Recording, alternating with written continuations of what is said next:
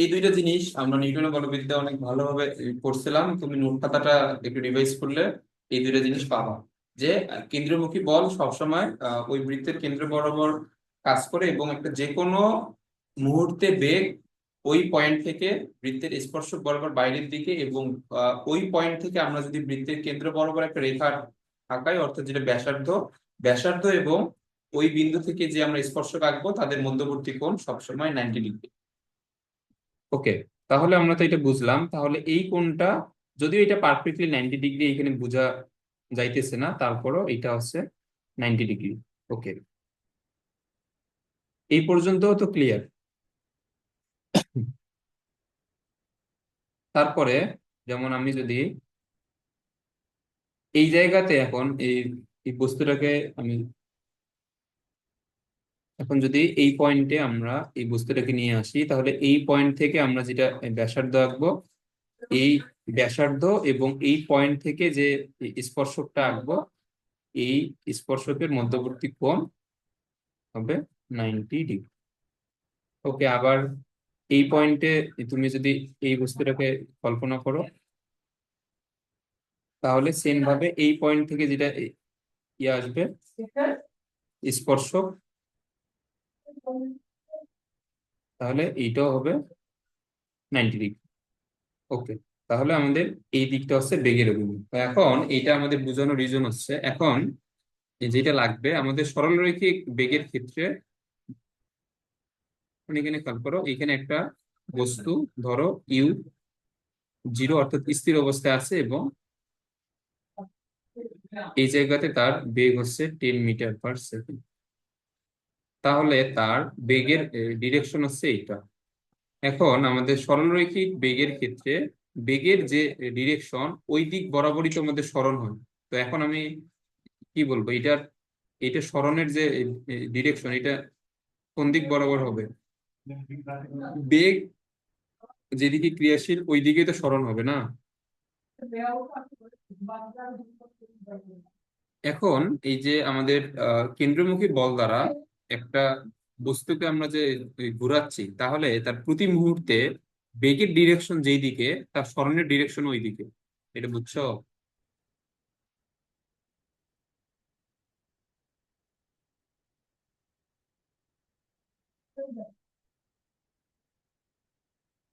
এটা বুঝছো?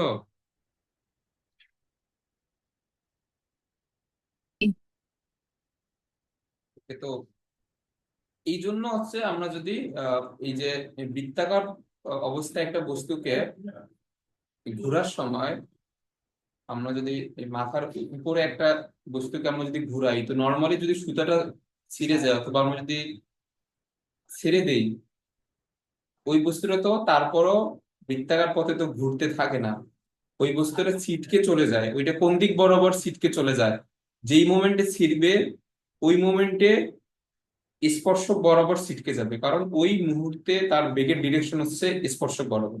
তাহলে যেই মোমেন্টে ছিড়বে ওই মোমেন্টে যেইটা স্পর্শক হবে ওই বরাবর সে ছুটে যাবে।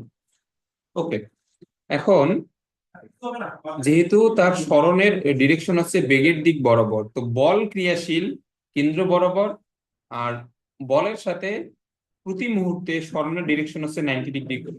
তাহলে এখানে কেন্দ্রমুখী বল দ্বারা কৃত কাজ কত হবে বলো?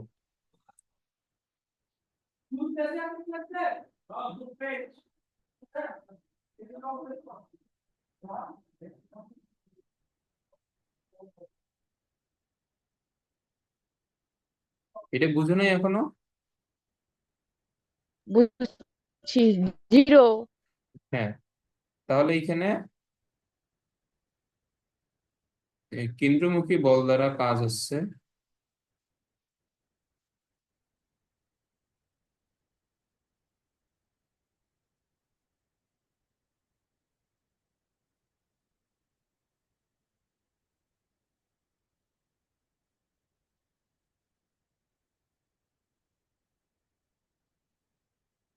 এটা কিন্তু খুবই ইম্পর্টেন্ট। এটা তোমার খ নম্বরে আসতে পারে। এখন খ নম্বরে আসলে তুমি যদি এই চিত্রটা আঁকায় দাও এবং দুই একটা বাংলা লাইন এখানে লিখে দাও, তাহলে ফুল মার্ক। ওকে, এরপরে কি আছে?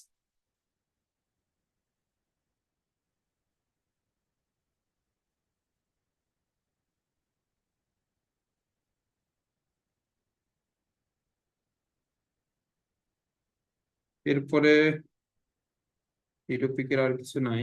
আমরা এখন কয়েকটা এখানে এমসিকিউ সলভ করি। আচ্ছা, এখন এগুলোর অ্যান্সার বলো।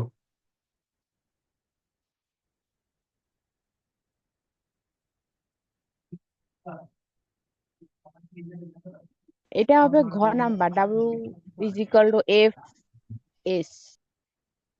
হ্যাঁ, এটা অ্যান্সার। এরপরেরটা।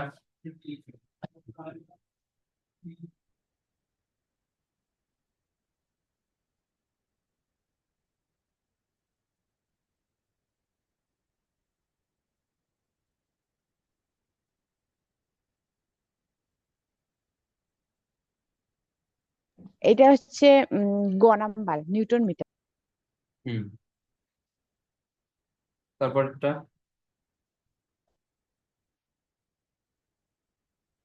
আচ্ছা, এখন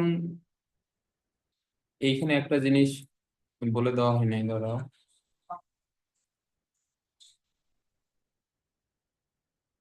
আচ্ছা, এটা এখানেই লিখে দেই। এই যে আমাদের 3 নাম্বার প্রশ্নটা যে করছে, জিজ্ঞেস করছে বলের দ্বারা কাজ। বলের দ্বারা কাজ বলতে বোঝায় পজিটিভ কাজ।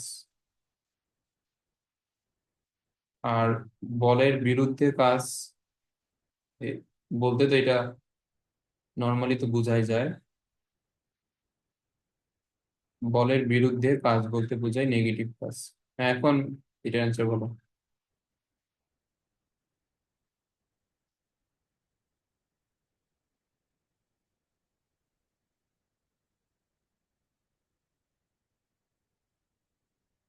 এটা হবে 60°। হ্যাঁ, এটা হচ্ছে 60 ডিগ্রি, কারণ এই যে আর ক, গ এবং এই ঘ নম্বরে যে কোণগুলো আছে এগুলো প্রতিটার জন্য cos θ নেগেটিভ হবে, তাহলে কাজ নেগেটিভ হবে। আচ্ছা, এরপরেরটা। এটা হচ্ছে 0°। হ্যাঁ। আচ্ছা, এখন 7 নাম্বারটা বলো। এই 5 নাম্বারটা আমরা এখন পর্যন্ত শিখি নাই, এটার কনসেপ্ট। 6 নাম্বারটা বলো, 6 সব।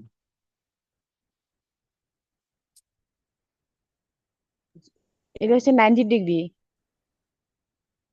কাজ শূন্য হবে 90-তে। এরপরেরটা।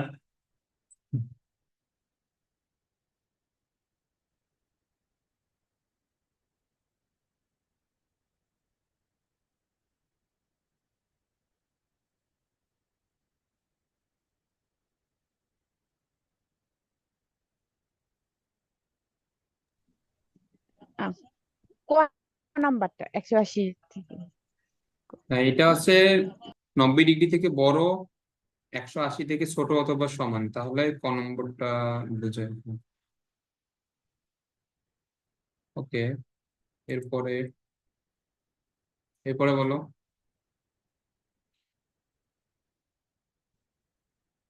এটা হচ্ছে 0। হুম, এগুলো সহজ একদম, এই চ্যাপ্টারটা। আচ্ছা, এরপরটা।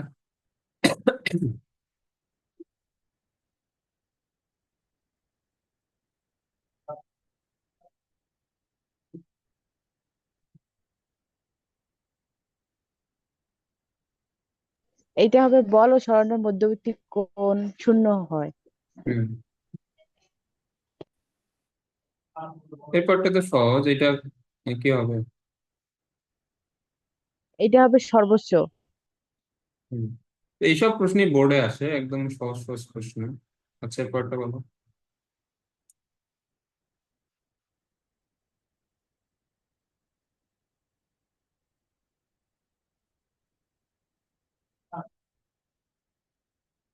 এর অ্যান্সার হচ্ছে 1 এবং 3।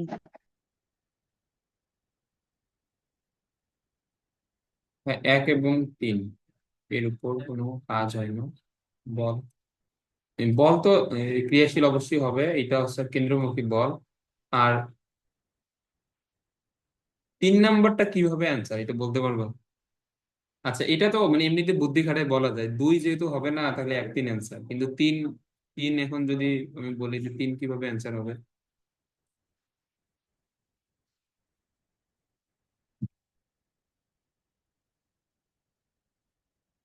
আচ্ছা, এটার ব্যাখ্যা হচ্ছে, এই যে আমরা একটু আগে যেটা শিখলাম, এখন দেখো, এখন এখানে আমাদের প্রশ্নে বলছে সমদ্রুতিতে। তো দ্রুতি আর বেগ কিন্তু সেম না, দ্রুতি হচ্ছে স্কেলার রাশি, বেগ হচ্ছে ভেক্টর রাশি। এখন এখানে খেয়াল করো, এই যে সকল সকল বিন্দুতেই আমি কিন্তু ভি লিখছি, এই যে এখানে বেগের মান কিন্তু ভি লিখছি, বাট বেগ যেহেতু ভেক্টর রাশি, তাহলে বেগের কয়টা বৈশিষ্ট্য আছে? দুইটা, একটা হচ্ছে মান এবং দিক। এখানে বেগের মান সবসময় ফিক্সড, আমরা যেটাকে দ্রুতি বলতেছি, যে এখানে দ্রুতিতে এখানে ঘুরতেছে, মানে বেগের মানটা ফিক্সড। বাট দিক তো প্রতিনিয়ত চেঞ্জ হচ্ছে, দিক এখানে প্রতিনিয়ত চেঞ্জ হচ্ছে না, বেগের দিকটা। হ্যাঁ, তাহলে আমাদের ভেক্টর রাশি দুইটার পরিবর্তনই পরিবর্তিত হইতে পারে, একটা হচ্ছে মান পরিবর্তন হইলে তো ডেফিনেটলি পরিবর্তন হবেই, অথবা মান পরিবর্তন না হয়ে যদি বেগের দিক পরিবর্তন হয়, তারপরও ভেক্টর রাশিটা পরিবর্তিত হবে। এখন যেহেতু এখানে মান অপরিবর্তিত কিন্তু দিক এখানে প্রতিনিয়তই পরিবর্তন তো হচ্ছে, এখানে প্রতিনিয়ত চেঞ্জ হচ্ছে, তাহলে অবশ্যই বেগ ভেক্টর রাশি হিসাবে দিক চেঞ্জ হওয়ার কারণে বেগও চেঞ্জ হবে। বুঝছো? হ্যাঁ, তাহলে এটা হচ্ছে এটার ব্যাখ্যা। তো এগুলা এই খ নম্বরে জিজ্ঞেস করতে পারে। হুম। আচ্ছা, এর পরেরটা বলো।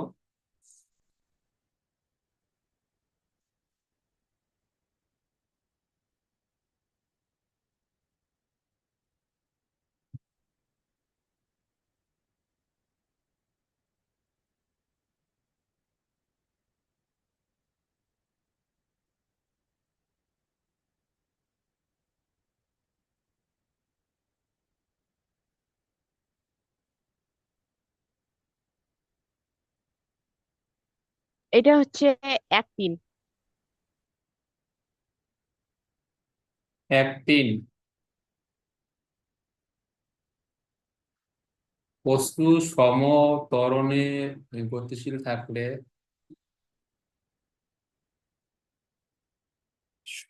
সমত্বরণে গতিশীল থাকলে 1 আর 3, কৃতকার শূন্য হবে, 3 তো হবে সমবেগে। আচ্ছা, এক কিভাবে বলো তো?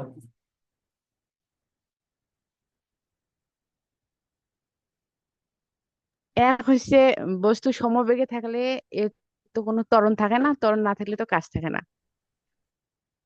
ত্বরণ না থাকলে কাজ থাকে না কিভাবে? আম, না, ভুলিছে। না, হইছে। কোন- হইছে। হইছে, কিন্তু একটা লাইন এখানে মিসিং আছে আর কি। তো তোমার ত্বরণের সাথে কাজের সম্পর্ক কি? তুমি যে বললা ত্বরণ না থাকলে কাজ থাকে না, এটা তো ডিরেক্ট বলা ঠিক হয়নি। W is equal to F S না, এফ হুম। আর F is equal to M A. হ্যাঁ, এটা বলতে হবে যে ত্বরণ না থাকলে বল শূন্য, বল শূন্য বিধায় কাজ শূন্য, এটা বলতে হবে। ওকে, তো 1 আর 3 এটা হচ্ছে অ্যান্সার। আচ্ছা, এরপরটা বলো।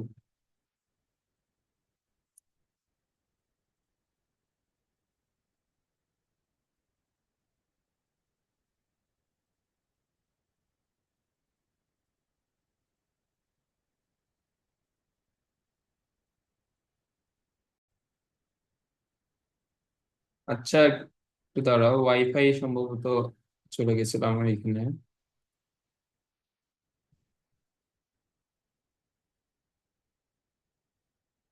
এখন এটা বলো আবার, 13 নম্বর।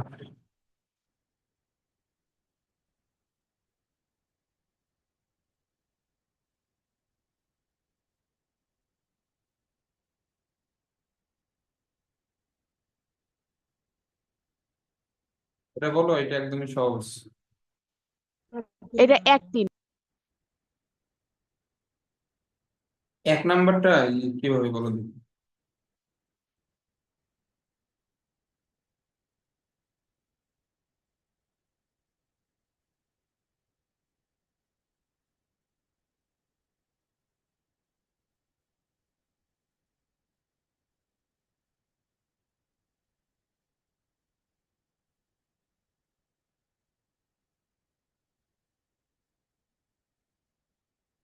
বলো বলো, এটা তো সহজ। এক নাম্বারটা কিভাবে অ্যান্সার?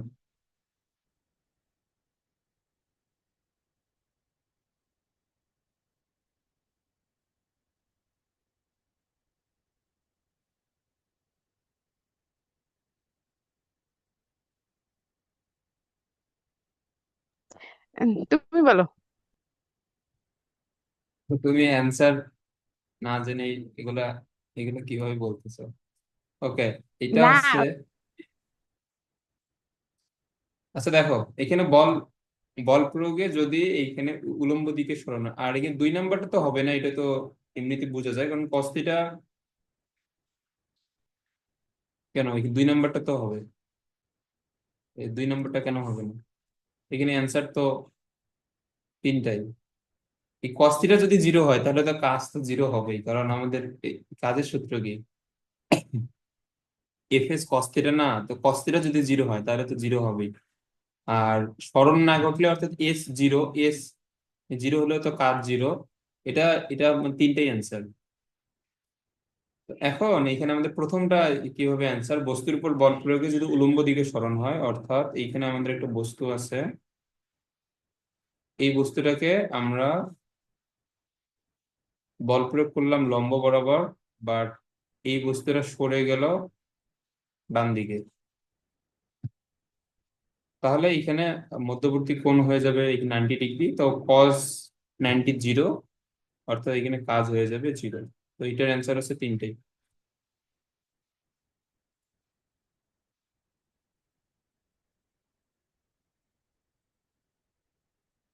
আচ্ছা,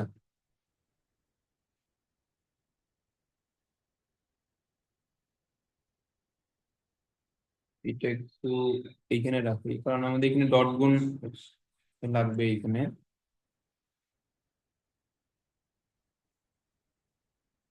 ডট গুণ কিন্তু শিখে আসতে হবে, এটা দেখিও আজকে। আচ্ছা, এখন এগুলোর অ্যান্সার বলো।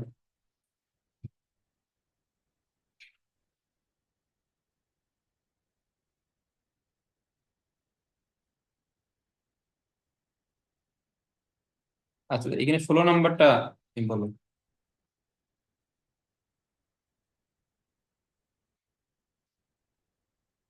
এখানে 17 নাম্বারটা ম্যাথ, আমরা এগুলা উম, এখন পর্যন্ত করি নাই।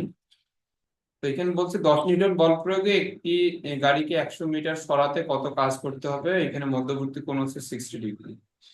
তো এখানে অ্যান্সার মুখে এটা মুখে হচ্ছে হ্যাঁ বলো। 500 জুল। 10 × 100 1000 cos 60, হ্যাঁ হ্যাঁ 500। আচ্ছা, এইটা 18 নাম্বারটা।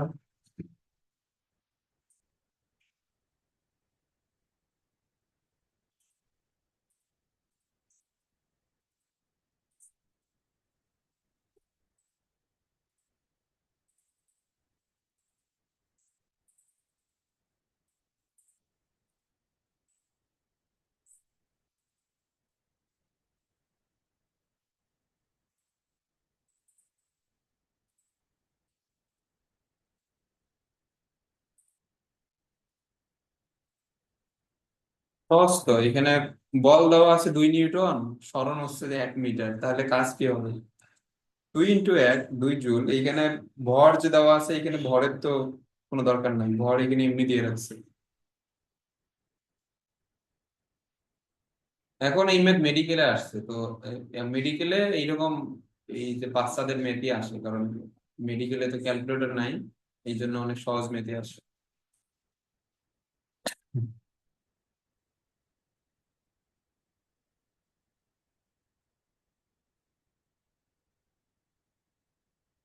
আচ্ছা, এই যে এরপরের ম্যাথটাতে আমাদের ডট গুণ লাগবে। এখন এখানে বল দেওয়া, অর্থাৎ এফ এর মান দেওয়া আছে 10 I, ডট গুণ কি একবারই মনে নাই?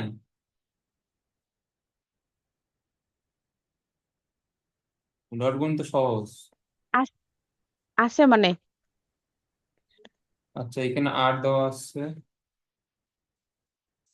2I 2J -2k।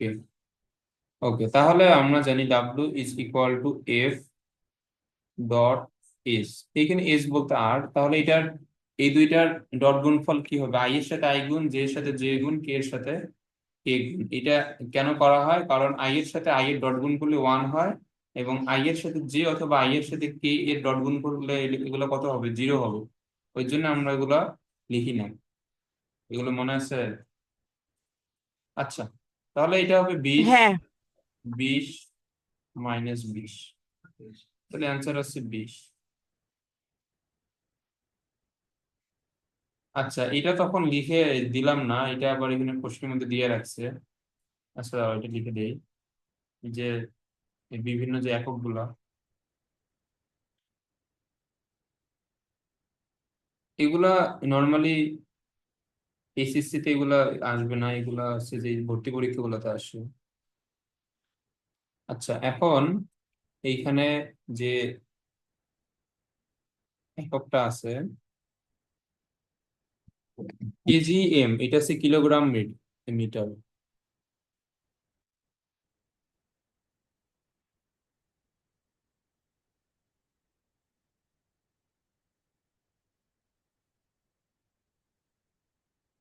আচ্ছা, এটা হচ্ছে কিলোগ্রাম মিটার।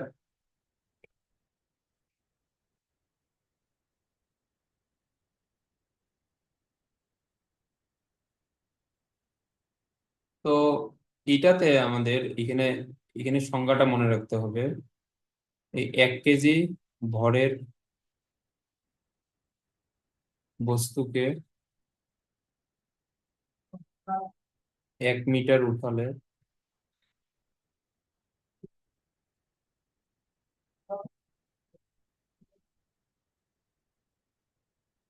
যে পরিমাণ কাজ হয়। এখন এখন একটা জিনিস বলো, এইখানে একটা 1 কেজির একটা বস্তু আছে, এইটাকে যদি আমি তুলতে চাই, তাহলে এর উপর যে বল নিচের দিকে কত নিউটন বল ক্রিয়াশীল এর উপর?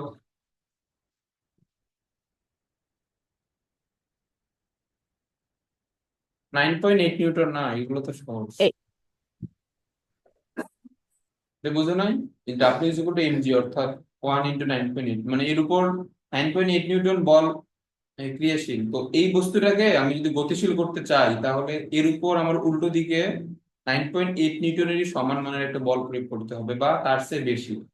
তো এখন তার চেয়ে বেশি কত হবে আমরা তো এটা জানি না, বাট আমরা ধরে নিব যে এইটাকে এই জায়গা থেকে সরাইতে হলে আমাদের বিপরীত দিকে এই সমপরিমাণ একটা বল প্রয়োগ করতে হবে, অর্থাৎ 9.8। তো এখন আমি যদি এর উপর 9.8 নিউটন বল প্রয়োগ করি, প্রয়োগ করে এর সরণ এখানে কতটুকু এখানে ঘটাবো? 1 মিটার। তাহলে আমার কাজ এখানে কত হবে? বল হচ্ছে এই 9.8, সরণ 1 মিটার। তাহলে এটা কত হবে? 9.8 জুল। এটা বুঝছো? বুঝছি। Okay. এখন এইটাকে আরো একভাবে লেখা হয়, এই যে 1 কেজি কে লেখা হয় 1 KG weight into 1 metre. 1 KG weight সমান 9.8 নিউটন, এটা আমরা আগেও পড়ছিলাম। আর এইখানে 1 মিটার, তাহলে এখানে বলের মান হচ্ছে 9.8 ইন্টু, তাহলে এত জুল। তো এটা মনে রাখবো। তাহলে এক এক কিলোগ্রাম মিটার সমান যদি 9.8 হয়, তাহলে 20 সমান কত হবে? 19.6 আর একটা শূন্য, অর্থাৎ 196 আর কি। এটা হয় মেবি অ্যান্সার। এটা গুণ করে দেখো। বল, সরণ এবং কাজের মধ্যে সম্পর্ক। আচ্ছা, এটা বলো। ক, খ উভয়। হুম। আচ্ছা, এরপরে 22 নাম্বারটা।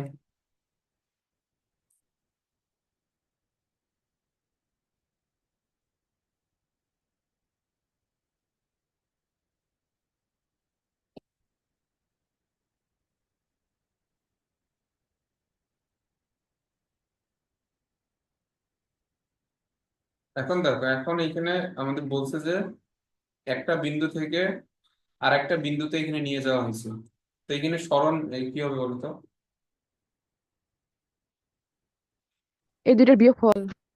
হ্যাঁ, এই দুইটার বিয়োগফল। তো আমরা যে এইখান থেকে মানে শেষ স্থান ডিভাইড মাইনাস আদি স্থান। তাহলে এখানে 4j থেকে এখানে জে, এইখানে কে, তাহলে এখানে আমাদের আছে, এটা লিখি 4j 3k থেকে মাইনাস হবে 2i ক্যাপ 5j ক্যাপ। তাহলে এখন যেহেতু আই নাই, তাহলে আই হচ্ছে মাইনাসে মাইনাসে প্লাস হয়ে যাবে। 4j থেকে 5j বিয়োগ করলে -1j, 3k, আর তো এখানে কে নাই, তাহলে এখানে হচ্ছে 3k। এখন এটা হচ্ছে আমাদের সরণ। তাহলে এখানে কাজ বের করতে গেলে এর সাথে আমাদের ডট গুণফল করতে হবে বলের। অর্থাৎ বল এখানে কত, 4i প্লাস 3j। তাহলে এখানে আই আই এ এখানে গুণ করলে 8, জে জে এখানে গুণ করলে -3, কে তো নাই, কে না থাকলে এটা কত হবে, 3 হবে? 3 হবে না, এটা না, হবে 0। 0। তাহলে এটা হচ্ছে 5। ওকে,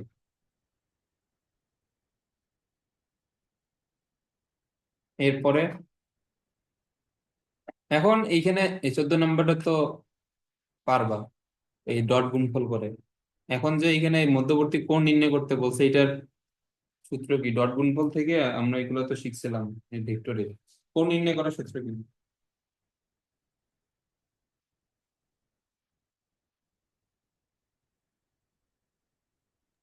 মনে নাই। আচ্ছা, এখন এইখানে আমাদের 14 নম্বরটা আগে আগে করি। এইখানে 14 নম্বর এফ দেওয়া,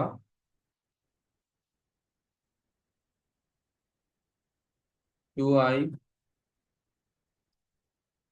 3j, এইখানে হচ্ছে -k, এইখানে আর, এইখানে হচ্ছে আই, এইখানে জে, এইখানে কে। তাহলে আমাদের ডাব্লিউ হবে এফ ডট আর। তাহলে এখন এখানে গুণ করলে 2 3 -1, তাহলে 4। অ্যান্সার হচ্ছে 4। ওকে, তো এখন আমাদের কোণ নির্ণয় করার যে সূত্র, আমরা তো একটু আগেই এটা দেখলাম যে এ ডট বি সমান কি, A B cos theta.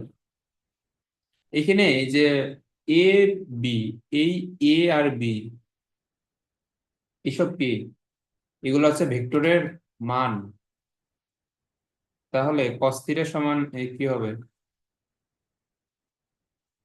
A dot B divide by A B. এখন এইখানে আমরা ভেক্টর গুলার মান এখানে কিভাবে বের করব? তাহলে যে আমাদের এই সূত্র অনুযায়ী আমাদের কাজের সূত্র হচ্ছে এফ ডট আর।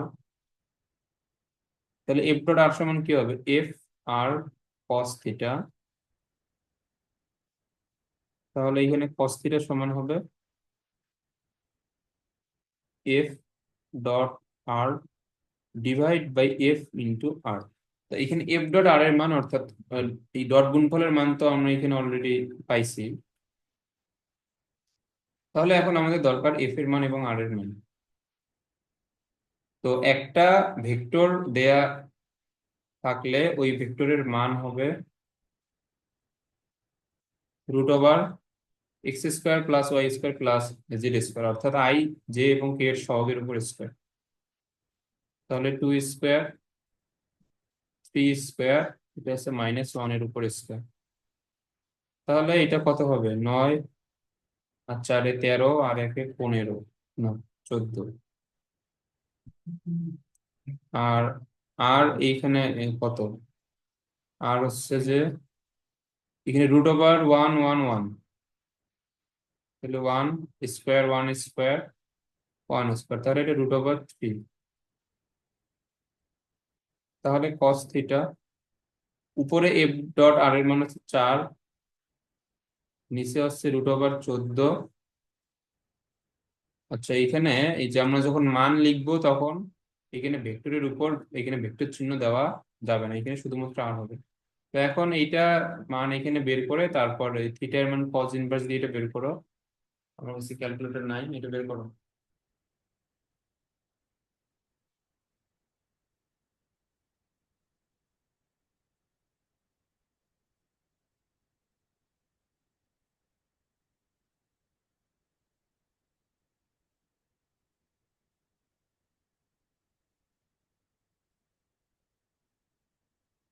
তো করো।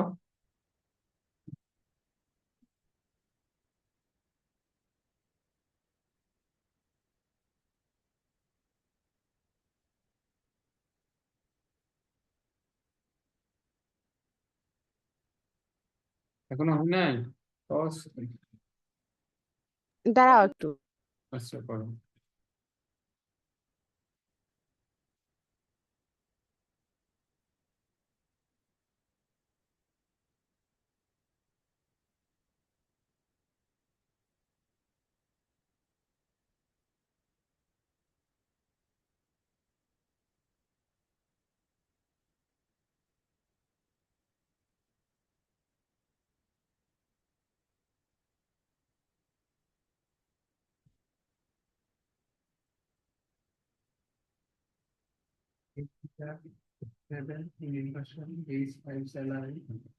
আচ্ছা, এটাতে এত টাইম লাগতেছে কেন? এটা তো, এটার অ্যান্সার যে কত! উম, তোমার কাছে ক্যালকুলেটর নাই? আছে কিন্তু অ্যান্সার তো কেন জানি মেলে না। কেন অ্যান্সার? দাঁড়াও আমি থিটার ক্যালকুলেটর। মানে আচ্ছা, দাঁড়াও আমি ক্যালকুলেটর নিয়ে আসি।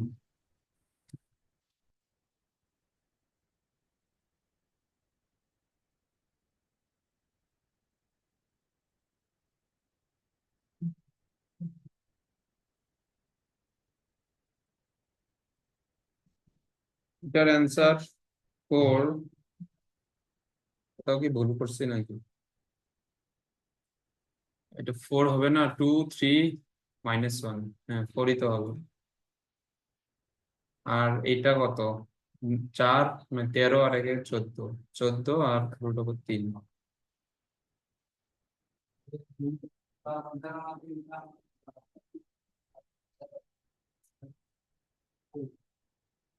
কেন এটা মিলে না কেন? এটাতে অ্যান্সার আসে 51.88।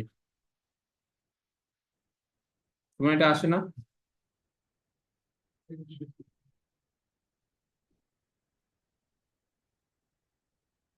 আসছে। ওকে, তো এটার অ্যান্সার হচ্ছে 51.88। আচ্ছা, তো আজকে আমরা নতুন টপিকে যাব না। তুমি বাইরে থেকে আসছি তো এমনি একটু টায়ার্ড। আর এগুলা রিভিশন দিয়ে আসবা। আর এরপরে আমাদের এগুলা হচ্ছে আমাদের বেসিক জিনিসপত্র আর কি, এই যে কাজ বের করা। এখন আমাদের এই চ্যাপ্টারে অনেক অনেক বড় বড় টপিক এখনো আছে। আরেকটা জিনিস, এই যে নিউটনীয় বলবিদ্যার আমরা কিছু এই তলের কিছু ম্যাথ করছিলাম না? এই যে একটা তল যদি এইভাবে থাকে, হ্যাঁ, একটা বস্তু এইদিকে নামতেছে, এই কোণটা যদি থিটা হয়, এই দিক বরাবর যদি এমজি হয়, তাহলে এইটা কি হয়? এটা হয় এমজি। এই কোণটা থিটা হলে এই কোণটাও থিটা হয়, আমরা এগুলো পড়ছিলাম। এটা হচ্ছে এমজি কস থিটা। এই দিক বরাবর হবে এমজি সাইন থিটা। আর এরপরে আরো এখানে অনেক 7 থেকে 8টা এরকম তলের আমরা এখানে সিনারিও দেখছিলাম। এইগুলো একটু রিভিশন দিয়ে আসবা। এবং এইগুলো রিভিশন দেওয়ার জন্য ভেক্টর রিভিশন দিতে হবে। আণবিক উপাংশ এবং উলম্ব উপাংশ কিভাবে কাজ করে, এগুলো ডিটেইলস। এবং ভেক্টরের লব্ধি, এটা খুবই গুরুত্বপূর্ণ। এই যে এই তল বুঝতে গেলে ভেক্টরের লব্ধি লাগবে, আণবিক উপাংশ উলম্ব উপাংশ লাগবে। একই দিকে কাজ করলে ভেক্টরের লব্ধি, এবং উল্টো দিকে কাজ করলে ভেক্টরের লব্ধি। এগুলা ভালোভাবে রিভিশন দিয়ে আসবা, এগুলো আমাদের এই চ্যাপ্টারে লাগবে। তো এখন এগুলো করার সময় আর এত কিছু এক্সপ্লেন অবশ্যই করব না, কারণ এগুলো আমরা ভেক্টর প্লাস নিউটনের বলবিদ্যা অনেক ডিটেইলসে শিখে আসছি। এগুলো এগুলা রিভিশন দিয়ে আসবা।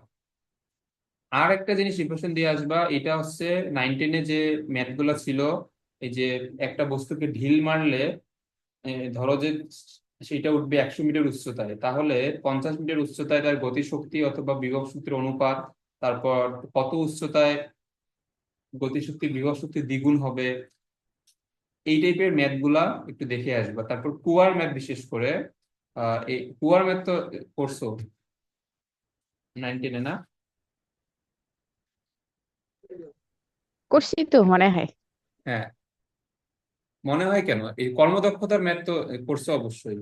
একটা ইঞ্জিন দিয়ে একটা একটা কুয়া থেকে অথবা একটা পুকুর থেকে পানি তুললে ওই ইঞ্জিনের কর্মদক্ষতা কত হর্স পাওয়ার, এগুলো কিন্তু এই চ্যাপ্টারও আছে। তো যা যা যা যা বললাম এগুলো দেখে আসবা, এগুলো দেখে আসলে এই চ্যাপ্টারে বুঝতে অনেক বেশি সুবিধা হবে, আর না হলে আমার অনেক বেশি এ, ব্যাখ্যা করতে হবে আর কি। তো যেগুলো জিনিস পড়ে আসছো, এইসব জিনিস তুমি একটু রিভিশন দিয়ে আসলে তখন বুঝতে সুবিধা হবে আর কি, আমার আর এত ব্যাখ্যা করা লাগবে না।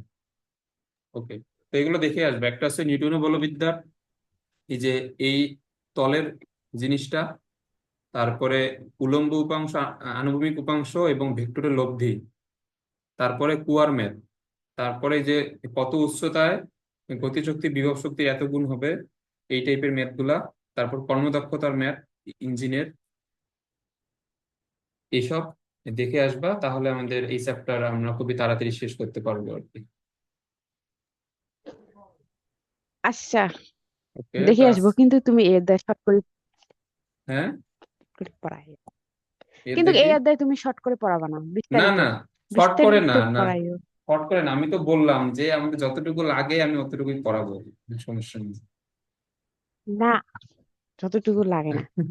আচ্ছা, এর চেয়েও বেশি পড়াবো, সমস্যা নেই, তুমি এগুলা দেখে আসবা, তাহলে আমরা অনেক অনেক জটিল জটিল জিনিস খুবই কম সময়ে পড়তে পারবো আর কি। কারণ আমি যদি এই তলটা এখন, তুমি যদি একবারে ভুলে যাও, আমার এইটা আমার এই তলটা বুঝাইতে 15 থেকে 20 মিনিট লেগে যাবে। এখন তুমি রিভিশন দিয়ে আসো, আমরা ডিরেক্ট এর ম্যাথ করতে পারবো, তাহলে আর কি অনেক বেশি সময় কম লাগবে এবং আমরা অনেক জিনিস করতে পারবো। তো এগুলো দেখে আসবা, তাহলে এই চ্যাপ্টার ভালোভাবে করতে পারবো আর কি। ওকে, আচ্ছা।